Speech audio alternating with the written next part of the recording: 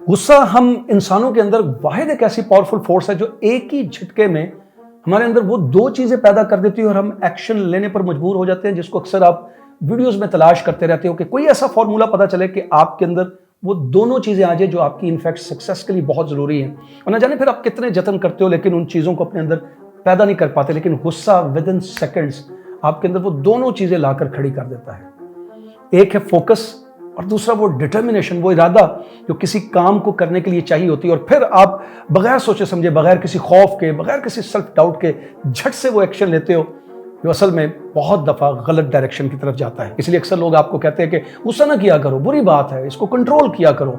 समझदार लोग गुस्सा नहीं करते और आप अपने आप से सवाल करते रहते हो, पूछते रहते हो कि मैं गुस्सा कब करता हूं, जब कोई मेरे सामने चीज गलत होगी तो गुस्सा तो मुझे आएगा। In fact you are absolutely right, क्योंकि गुस्सा ना अच्छा है ना बुरा, ये तो महज एक नेचुरल इमोशन है जो हर इंसान के अंदर, मेरे अंदर, आपके अंदर, सबके अंदर होता है। और उस वक्त आता है जब रियलिस्टिकली या अनरियलिस्टिकली हम अपने सामने कोई ऐसी चीज देखते हैं जो बिल्कुल गलत होती है, अनजस्ट होती है, अनफेयर होती है, जिससे हमें एक पेन होती है, तो गुस्सा तो डेफिनेटली आएगा। लेकिन क्या गुस्से को दबा देना चाहिए, पी जाना चाहिए जैसे कि अक्सर कहा जाता है, या गुस्से को बगैर सोचे समझे एक्सप्रेस कर देना चाहिए? क्या उससे गुस्सा हमेशा के लिए खत्म होगा? सिचुएशंस तो आती रहेंगी, रियलिस्टिकली या अनरियलिस्टिकली ऐसी बहुत सी सिचुएशंस आएंगी जो अनफेयर होंगी, गलत होंगी, सही नहीं होंगी। तो गुस्सा क्या हर वक्त दबाते रहेंगे या हर वक्त करते रहेंगे, या उससे पैदा होने वाली जो असल कुव्वत है, असल फोर्स है, फोकस और डिटर्मिनेशन, उससे फायदा उठाएंगे? यही चीज रॉबर्ट एल्टन विल्सन, जो कि एक अमेरिकन फिलोसोफर और ऑथर है, उन्होंने कहा था, the secret to my success is optimism tempered by anger. और यही चीज जब मुझे समझ आई तो जिंदगी में हमने भी गुस्सा करके बहुत से नुकसान किए, लेकिन जब समझ आनी शुरू होगी तो फिर गुस्से को वो डायरेक्शन दी, वो तरीका इख्तियार किया जिससे वो फोकस और वो जो डिटर्मिनेशन जिसके लिए अक्सर हम लोग जदोजहद करते रहते हैं, उसको सही डायरेक्शन में डालकर फायदा उठाया। तो आज की वीडियो में मैं आपके साथ वही प्रैक्टिकल, वही scientifically and psychologically proven technique share करने जा रहा हूँ। एंड आई बिलीव कि अगर आप इस वीडियो को पूरी तरह से देखते हो, that is going to be the game changer in your life. So इसलिए इस वीडियो को बहुत गौर से देखो और फिर देखो कि आपके अंदर वो किस किस्म की तब्दीली आती है, वो किस किस्म की तब्दीली है जो आप महसूस करते हो।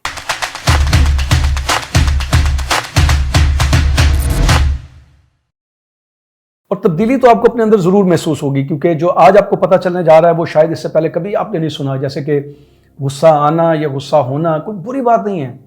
बुरा इसका वो इस्तेमाल जो अक्सर हम लोग बगैर सोचे समझे, खुद को कंट्रोल किए बगैर कर देते हैं और बाद में रेग्रेट करते हैं। इसलिए तो कहा जाता है कि गुस्सा अकल को खा जाता है, लेकिन ये इतनी आसानी से अकल को खाता नहीं है, क्योंकि है तो ये इमोशन ही, और हर इमोशन ने जैसे आना होता है, अपनी पीक पर जाना होता है और फिर उतर जाना होता है, बिल्कुल वैसे ही ये इमोशन भी आता है, अपनी पीक पर जाता है और फिर उतर जाता है। द ओनली डिफरेंस इज कि जब ये पीक पर अपनी जाता है, उस वक्त इस अंदाज से हमें अपनी लपेट पे लेता है, वो हमें फोकस और वो कमिटमेंट देता है, हमारे अंदर से वो खौफ और वो सेल्फ डाउट खत्म करता है कि फिर हम वो एक्शन कर देते हैं जो हम खुद करना नहीं चाह रहे होते। और ये कहना कि गुस्सा आना नहीं चाहिए, गुस्से को कंट्रोल कर लेना चाहिए, दबा लेना चाहिए, ये उतना ही डिस्ट्रक्टिव है जितना गुस्से को बगैर सोचे समझे एक्सप्रेस कर देना। और इनफैक्ट गुस्सा किस वजह से है? डेफिनेटली किसी वजह से आ रहा है, वो रियलिस्टिक है, अनरियलिस्टिक है, सही मानों में कोई अनजस्ट चीज हो रही है, अनफेयर चीज हो रही है, गलत हो रही है, या महज जैसे डॉक्टर रेन मार्टन ने अपनी Ted talk the upside of the anger में कहा था कि महज हमारे दिमाग के मफरूज़े हैं, ओवर जनरलाइजेशन है, ओवर थिंकिंग है, उस वजह से हो रहे हैं। इसने आना तो है, तो हमें उसकी रीज़न का नहीं पता चलेगा, लेकिन अगर हमें रीज़न पता चल जाए तो इसी गुस्से को हम अपने लिए और अपने दूसरों के फ़ायदे के लिए इस्तेमाल कर सकते हैं, ना कि अपने और दूसरों की तबाही के लिए। जैसे कि बुद्धा ने कहा था कि गुस्सा करना ऐसा ही है जैसे खुद जहर पीना और ये तवक्को करना कि दूसरा मर जाए। तो सबसे पहले देखो ये गुस्सा हमारे साथ, हमारी बॉडी के साथ, हमारे दिमाग के साथ करता क्या, और फिर मैं बताता हूँ कि इस गुस्से का आपने क्या करना है। जब ये हमें गुस्सा आता है ना, तो ये हमारी बॉडी के साथ बिल्कुल वही करता है जो दूसरे इमोशंस जैसे कि एंग्जाइटी या खौफ या एक्साइटमेंट हमारी बॉडी के साथ करती है। यानी हमारी बॉडी को एक फोकस्ड और कमिटेड किस्म का एक्शन लेने के लिए एनर्जी प्रोवाइड करती है। कैसे करती है?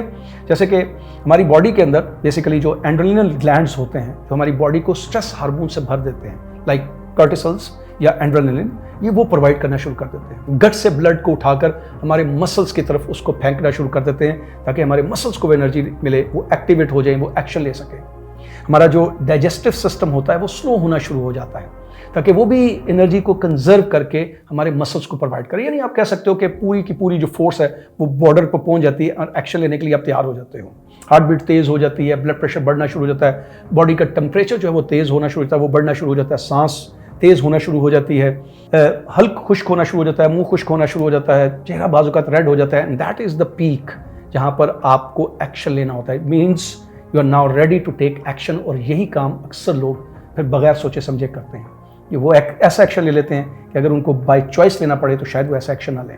लेकिन जो समझदार लोग हैं या जिनको ये समझ आ जाती है कि गुस्सा इनफैक्ट है क्या, वो उनके लिए कितना फ़ायदेमंद है, वो फिर इस पूरी चीज़ की डायरेक्शन को मोड़ देते हैं। वो इस फोकस्ड और कमिटेड एनर्जी की डायरेक्शन उस तरफ मोड़ते हैं, उस चीज़ की तरफ मोड़ते हैं जिसको वो करना चाहते हैं और जिसको करके उनको सक्सेस हासिल होती है। तो कैसे करना है इस गुस्से से दी हुई मिली हुई जो फोकस्ड और कमिटेड एनर्जी है उसको कैसे अपने लिए इस्तेमाल करना है? इसके लिए सबसे पहले मैं आपको अपना एक वाकया बताता हूँ ताकि आप ये ना सोचो कि कहना तो बहुत आसान है, इंस्पिरेशनल या मोटिवेशनल बातें तो बहुत से लोग कर लेते हैं, लेकिन पता उसी को चलता है जिसके साथ ये बीती हो। तो इस पर कोई शक नहीं है, मैं पहले ही कह चुका हूँ कि गुस्सा हर इंसान को आता है। हमने भी गुस्सा करके बहुत से नुकसान उठाए और फिर वक्त के साथ साथ सीखा, तजर्बा किया, गौर किया, पढ़ा, दूसरों की बातें सुनी, बड़ों की बातें समझी। जैसे आज आप ये वीडियो देखना चाह रहे हो और इस वीडियो से ये सीखना चाह रहे हो कि आपको भी पता चले कि कैसे गुस्से को मैनेज करना है। कहीं ना कहीं आप भी अपने गुस्से से ज़रूर तंग हो, ये चाहते हो कि इसको कंट्रोल किया जाए या इसका कोई बेहतर अगर इस्तेमाल है तो वो किया जाए।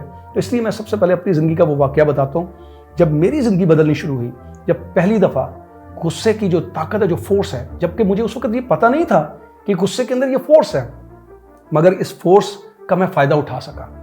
तो इस तरह से है कुछ कि when I was a college student I still remember कि हम एक ऐसे अपनी ज़िंदगी के फेज से गुजरे थे जो कि वर्स्ट फाइनेंशियल क्राइसिस में थे हम लोग, और शायद हमारे लिए अपनी स्टडी को कंटिन्यू करना इतना आसान नहीं था। और मैं वैसे भी नया नया आर्मी से नॉट रिकमेंड होकर आया था, आई वॉज डिसअपॉइंटेड। तो हमारे जो एक बहुत ही करीबी रिश्तेदार थे, उन्होंने इतने दावे से, इतने वसूख से, इतने कॉन्फिडेंस से और इतने इंसल्टिंग अंदाज में एक मशवरा दिया, जो शायद इतने इंसल्टिंग अंदाज में या कॉन्फिडेंस से ना देते तो हम उनकी बात मान लेते, लेकिन उन्होंने इतने इंसल्टिंग अंदाज में वो मशवरा दिया कि हमें कोई क्लैरिकल गवर्नमेंट जॉब कर लेनी चाहिए, पढ़कर हम क्या करेंगे, पढ़ के हमें क्या मिलेगा। और उनके ख्याल में चूँकि आर्मी में सेलेक्ट ना होना काबिलियत नहीं थी, और वो सिलेक्शन ना होने की वजह ये थी कि मेरे अंदर शायद वो इत्मीनान नहीं था, और ख़ासतौर पर इंग्लिश में गैदरिंग में बोलने का कोई कॉन्फिडेंस मेरे अंदर नहीं था, इस वजह से सिलेक्ट नहीं हुआ था। तो मुझे आगे अपने आप को लेकर नहीं चलना चाहिए, पढ़कर क्या करेंगे, कोई क्लरिकल जॉब कर लेनी चाहिए ताकि अपने जो फाइनेंशियल मसले हैं उनको सॉल्व कर सकें। And it hurt me a lot, extremely it hurt me, and I was really disappointed. I was already disappointed just because of the rejection in the army. So मुझे उसकी बड़ी पेन महसूस हुई और मैंने अपने जिस्म को भींचना शुरू कर दिया, क्योंकि डेफिनेटली उस गुस्से को इजहार तो कर नहीं सकते थे, बड़ों को कुछ कह नहीं सकते थे, इतना अदब था कि बड़ों को कोई बात भी नहीं कह सकते थे, कोई आर्गूमेंट भी नहीं कर सकते थे। But one of my relatives sitting over there, he was observing me very closely. वो मुझे बहुत क्लोजली ऑब्जर्व कर रहे थे। उन्होंने महसूस किया कि इस बच्चे के अंदर कुछ चल रहा है, तो बड़े करीब मेरे पास आए, आराम से उन्होंने बड़े ही प्यार से मुझे कहा कि गुस्सा आ रहा है, गुस्सा करके क्या करोगे, मत भींचो अपने आप को, बदला ले लो। और एकदम से आई वॉज शॉक्ड कि मैं बदला ले लूँ, ये कैसे बदला ले सकता हूँ, because I never thought of this. बदला नाम की कोई चीज़ तो हमारे ज़हन में ऐसी थी नहीं, लेकिन उन्होंने कह दिया। और साथ ही उन्होंने ये भांप लिया कि मुझे लगता है कि मैं डर गया और मैं कुछ नेगेटिव सोच रहा हूँ। तो एकदम से उन्होंने करीब आकर मुझे बड़े प्यार से कहा, बदला ले लो, मैं तुम्हें बताता हूँ। और मैंने अपना सर झुका दिया और उन्होंने मुझे कहा कि वो कर दो जो वो समझते हैं कि तुम नहीं कर सकते, उनको वो करके दिखा दो। And at that moment when I was totally disappointed and I was losing my confidence, एकदम से मुझे कॉन्फिडेंस मिला और मेरे ज़हन में ख्याल आया कि क्यों ना आज से मैं ये कमिट कर लूँ कि मुझे कोई गवर्नमेंट जॉब नहीं करनी है, बल्कि मुझे पढ़ना और बहुत अच्छे तरीके से पढ़ना है। And rest is the history. Today you can see that I got the degree, and I got the degree in literature and linguistics. And for the past 23 years, I've been teaching English. And not only teaching English, but I'm also, training people. मैंने वो knowledge इकट्ठा किया, वो इल्म इकट्ठा किया, वो सब कुछ इकट्ठा किया जो मेरी अपनी बेहतरी के लिए ज़रूरी था। और फिर उसी बेहतरी से ना सिर्फ खुद को बेहतर किया, बल्कि दूसरों को बेहतर करने की कोशिश की। और आज मैं कई लोगों को कर रहा हूँ, और आज जैसे कैमरे के सामने बैठकर आप लोगों को एक बड़ी इंपॉर्टेंट इन्फॉर्मेशन शेयर करता हूँ, उसको सोचता हूँ, उसको प्लान करता हूँ और आपके साथ शेयर करता हूँ। ये कंस्ट्रक्टिव काम मैं कई लोगों के लिए कर चुका हूँ और आज भी करता जा रहा हूँ। जस्ट बिकॉज, इसलिए नहीं कि मुझे ये पता था कि गुस्सा एक बड़ी जबरदस्त ताकत है और उसको इस्तेमाल करना चाहिए। No, I didn't know about that. I was just angry. जैसे कोई भी एक इंसान जब इंसल्ट होती है वो गुस्सा अपने अंदर महसूस करता है। I was just feeling like that. There was one person who change the direction, जिसने उसको डायरेक्ट कर दिया। दैट इज व्हाई आई से कि जब ये अक्सर लोग कहते हैं ना कि इंस्पिरेशन का या मोटिवेशन का कोई फायदा नहीं होता, इसमें कोई शक नहीं है कि अक्सर लोगों ने इसको बिजनेस बना लिया है। But those who practically have gone through this phase, जो प्रैक्टिकली इस चीज से गुजरे हैं, जो जिंदगी के तल्ख तजर्बात से गुजर के आए हैं, जिनके पास वो नॉलेज है, जो लोगों की मदद करना चाहते हैं, I think you must pay attention to that. कम से कम उनकी बात जरूर सुननी चाहिए।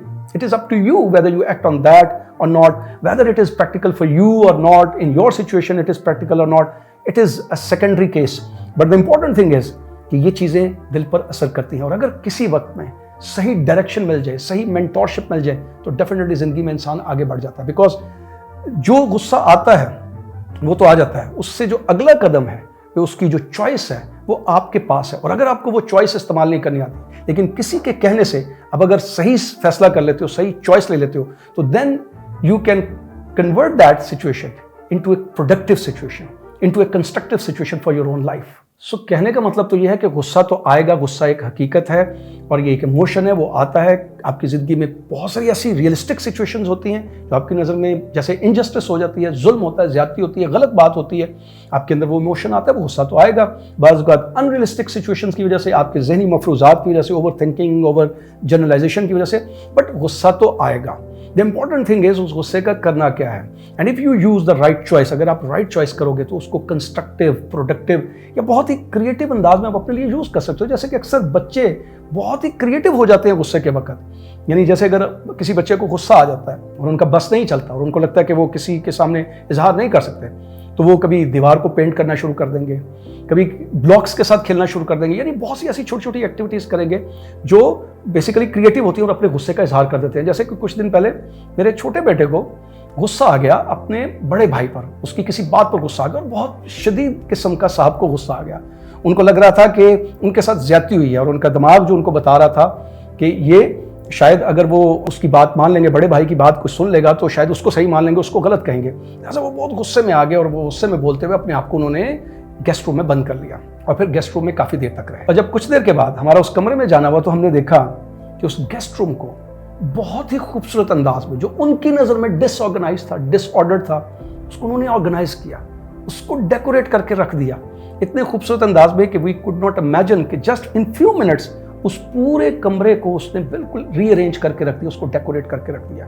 और न सिर्फ ये, द सेकेंड थिंग इज, वहां पर वो काम करते हुए कहीं उनका गुस्सा साहब का नीचे उतरना शुरू हुआ तो उन्होंने ये रियलाइज कर लिया कि वो कहाँ पर गलत हैं और उनको क्या क्या करना चाहिए।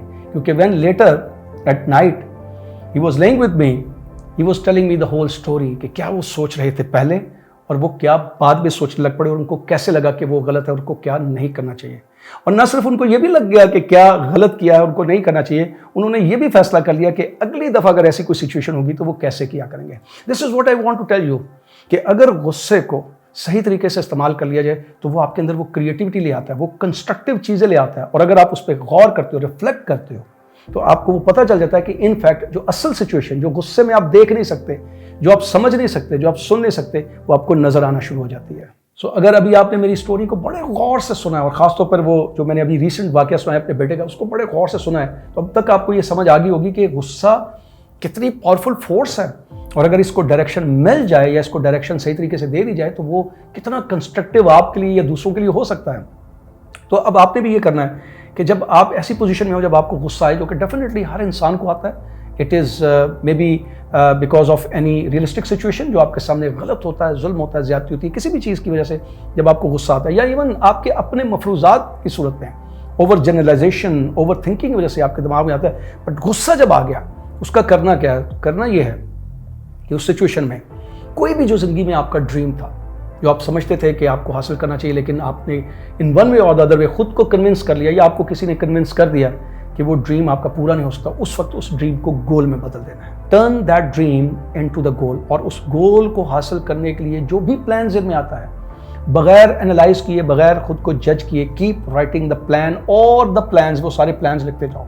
और फिर जब आपका गुस्सा ठंडा हो जाएगा, when you are exhausted of that when you are absolutely relaxed, तो फिर उस प्लान को या उन प्लान्स को पढ़ने की कोशिश करो। You would be amazed to see कि उनके अंदर वो चीज़ नजर आएगी। कोई ना कोई एक ऐसा प्लान होगा जो पहले कभी सोचा भी नहीं था या इम्पॉसिबल लगता था, आपके लिए वो डूएबल है, आपके लिए वो एक्शनेबल है, आप उसके ऊपर आसानी से एक्शन ले सकते हो। So that is the first thing that you need to do.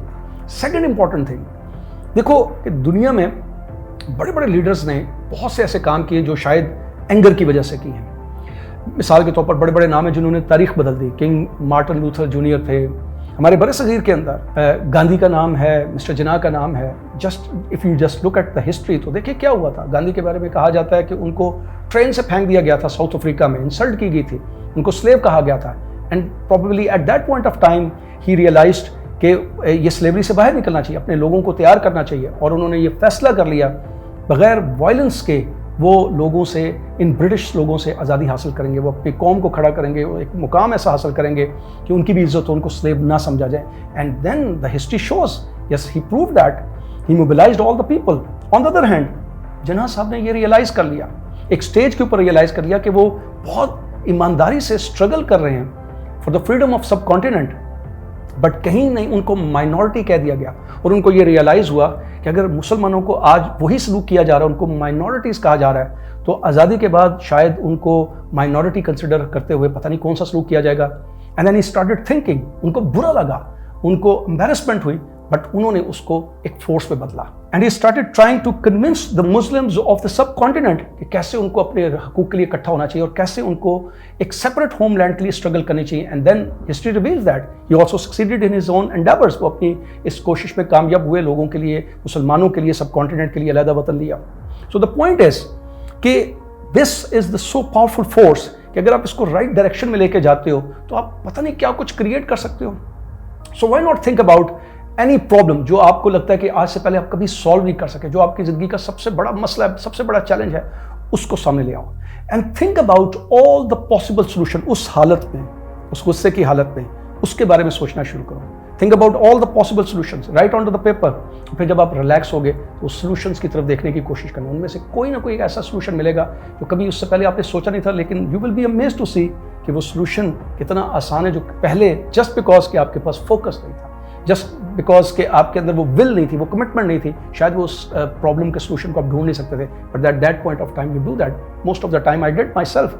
कई दफ़ा ऐसी ज़िंदगी में प्रॉब्लम्स आ जाते हैं जिनका सोल्यूशन सामने नहीं आ रहा होता, बट अगर मैं किसी जगह पर एम्बैरेस्ड हूँ, मेरे अंदर फ्रस्ट्रेशन भर गई है या मेरे अंदर थोड़ा सा गुस्सा आ रहा है, तो मैं खुद को एक कमरे में बंद कर लेता हूँ and I just immediately think about that, because अपने आप को वक्त के साथ साथ चूँकि ट्रेन किया है, तो ऐसी सिचुएशन में थोड़ा सा अलर्ट रहते हैं। ज़हन में आ जाता है कि अपनी प्रॉब्लम थी, वो सॉल्व करनी थी, वो नहीं हो सकी, why not think about that problem and I start writing about that, और मुझे सोल्यूशन मिल जाता है। और तीसरी चीज़ ये है कि 1986 में एक German neuroscientist doctor Manfred Zimmermann, जिन्होंने अपनी एक रिसर्च दी थी, उन्होंने ये कहा था कि जो इंसानी ब्रेन है उसको एक सेकंड में 11 million bits of information hit करती है, जबकि इंसानी जो जहन है, ब्रेन है, वो एक सेकंड में 126 बिट ऑफ इंफॉर्मेशन सिर्फ हैंडल कर सकता है। जस्ट इमेजिन कि जितनी इंफॉर्मेशन मिल रही है उसका सिर्फ शायद 0.001% आप हैंडल कर सकते हो। इसका मतलब यह है कि जब किसी शख्स पे आपको गुस्सा आया है या जिस वाक़े के ऊपर आपको गुस्सा आया है, उसमें आपने पूरी हकीकत तो देखी नहीं, क्योंकि आपके ब्रेन ने वो पूरी इंफॉर्मेशन तो प्रोसेस ही नहीं की। उसने तो उस 11 मिलियन इंफॉर्मेशन की जगह 126 बिट ऑफ इंफॉर्मेशन हैंडल की है, जिसकी बेस के ऊपर आपने उस लम्हे में कोई एक्शन ले लिया, कोई डिसीजन ले लिया। और इसीलिए तो अक्सर लोग जो हैं जब वो गुस्सा कर देते हैं और उसके बाद में उनको पता चलता है कि गलत किया था, उस वक्त उनको रियलाइज होता है कि देयर वर मल्टीपल ऑप्शंस, बहुत से कुछ कर सकते थे, उन्होंने गलत देखा, गलत सोचा, गलत समझा और गलत एक्शन कर दिया, and then they regret. And this is what, अभी जो मैंने आपको स्टोरी बताई अपने बेटे की, उसका जब गुस्सा ठंडा हुआ, देन ही रियलाइज्ड कि वो क्या पॉसिबल चीजें कर सकता था। सो द पॉइंट इज कि अगर आपके साथ कोई ऐसी सिचुएशन होगी जिसमें आपके साथ किसी इंसान ने ज्यादती की, आपको लगता है कि उसने गलत किया और आपको गुस्सा आ रहा है, एट दैट टाइम आपने करना यह है कि ये ज़हन में रखते हुए कि हमारा ब्रेन जो है वो पूरी रियलिटी को देख नहीं पा रहा, सिट विद योरसेल्फ। एंड उस वक्त चूंकि इंसान ये सोचता है कि क्या होना चाहिए, what should be, what must be, मेरा क्या राइट है, थिंक अबाउट योर रिस्पॉन्सिबिलिटी। ये वो वक्त है जब आपको बड़े आराम से बैठकर you have to think about all possible options. आपने अपनी साइड से देखना है कि आप क्या कर सकते थे या आपके पास क्या पॉसिबिलिटी, आप क्या कर सकते हो, क्या करना चाहिए। Think about all of the responsibility rather than thinking कि मेरा राइट क्या है और उसकी रिस्पॉन्सिबिलिटी क्या है। थिंक अबाउट कि उसका राइट क्या है और मेरी रिस्पॉन्सिबिलिटी क्या है, मैं क्या कर सकता हूँ। Once you do that you will be amazed कि आपके सामने ऐसे बहुत सारे ऑप्शंस आ जाएंगे जब आपको पता चलेगा कि मैं बहुत अच्छे तरीके से ये भी कर सकता था। And this is what happens to me also. मुझे किसी वक्त गुस्सा आता है, अपने घर में किसी के ऊपर गुस्सा आता है, अपने बच्चों पे, किसी भी मेंबर के ऊपर। एंड देन डेफिनेटली जब मैं उसको एक्सप्रेस करने लगता हूँ तो मैं एक डिफरेंट अंदाज में एक्सप्रेस करता हूँ। साइकोलॉजी की जुबान में उसे कहते हैं असर्टिव एंगर। एंगर 3 तरीके से एक्सप्रेस होता है। एक है पैसिव एंगर, जैसे कि अक्सर लोग गुस्से को दबाने की कोशिश करते हैं, उसको पी जाने की कोशिश करते हैं। जैसे कि अक्सर मशवरा दिया जाता है, क्योंकि कहा जाता है ना कि गुस्सा बुरी चीज़ है और उसकी वजह से ये जो एक नेचुरल ह्यूमन इमोशन हम उसको डिनाई कर रहे होते हैं और बहुत सी साइकोलॉजिकल या फिजिकल बीमारियों का जो हमारी सबब बन जाती है। And this is what most of the people do कि वो पैसिव एंगर करते हैं एक्सप्रेस, वो अपने अंदर ही उसको दबाने की कोशिश करते हैं और फिर वो उनके अंदर बहुत सी साइकोलॉजिकल या फिजियोलॉजिकल किस्म की प्रॉब्लम्स का सबब बन जाता है। और दूसरा होता है ओपन एंगर। ओपन एंगर या ओपन एग्रेसिवनेस का मतलब होता है जो लैश आउट करते हैं, लोगों के ऊपर बगैर सोचे समझे बोलना शुरू कर देते हैं, किसी भी वाक़े को देख के बगैर सोचे समझे एनालाइज किए रिएक्ट करने की कोशिश करते हैं और डेफिनेटली फिर वो नुकसान उठाते हैं and finally they regret. But the third is assertive anger या असर्टिव एग्रेसिवनेस। उसका मतलब ये है कि यू अंडरस्टैंड द सिचुएशन। जब आप पूरी सिचुएशन को समझते हो तो बहुत ही नॉर्मल अंदाज में आप इस अंदाज से अपने आप को भी चलाते हो, कंडक्ट करते हो।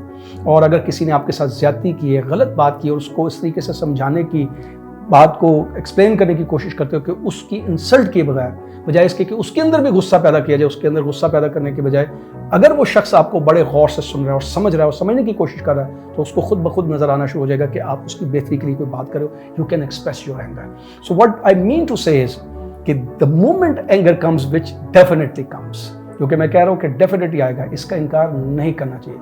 You must learn the art कि इसको कैसे चैनलाइज करना है, इससे कैसे फायदा उठाना है और इसके अंदर जो फोर्स छुपी हुई है, the power of focus and commitment, उसको कैसे यूटिलाइज करके आप मुख्तलिफ किस्म के काम कर सकते हो, अपनी सक्सेस हासिल कर सकते हो, अपनी ज़िंदगी को बेहतर कर सकते हो, अपनी ज़िंदगी को नॉर्मलाइज कर सकते हो। सो अगर मैं इस वीडियो को आपकी आसानी के लिए थोड़ा सा आसान कर दूं और समराइज कर दूं सिर्फ चंद इंपॉर्टेंट पॉइंट्स को, ताकि अगर आपने वीडियो के दौरान नहीं इतनी कुछ चीज़ को गौर से सुना या समझा, because you might be thinking, हो सकता है आप उस वक्त रिलेट कर रहे हो तो आपको समझना आसान हो। वो ये है कि सबसे पहले मैंने बात ये की थी कि this is a natural emotion and it happens to everyone. यानी गुस्सा आता है, ये एक नेचुरल इमोशन है, ना ये अच्छा है ना ये बुरा है, ये बस एक इमोशन है। इसका इस्तेमाल अगर आपको सही नहीं करना आया और इसने आपको कंट्रोल कर लिया तो वही बुरा है।